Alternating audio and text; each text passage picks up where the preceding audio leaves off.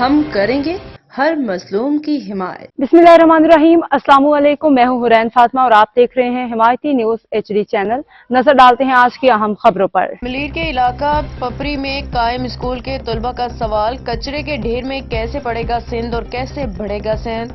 महकमा तालीम और बल्दियात के लिए कड़ा इम्तिहान, तालीमी इदारों के सामने मुस्तकिल गंदगी के ढेर का जिम्मेदार कौन।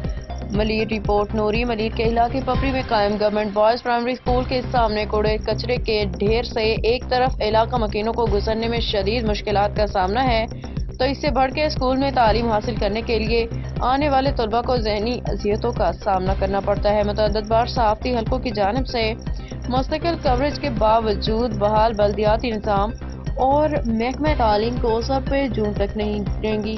वक्ती तौर पे गडाप टाउन की जानिब से थोड़ी देर के लिए गाड़ियों की आमद होती है और मखसूस कचरा उठा लिया जाता है, लेकिन फिर वही सुबह वही शाम कूड़े किरकट का ढेर इस मायूस कुन मुआशरे की अक्कासी करता है। एक तरफ मादर इल्मी में पढ़ने के लिए आने वाले तलबा को जहनों में सफाई निस्फ ईमान का सबक बिठाने की कोशिशें जारी हैं, तो दूसरी जानिब स्कूल के मेन दरवाजे पर पड़ा कचरा उन्हें इसी सबक की नफी करने के सबक देता दिखाई देता है।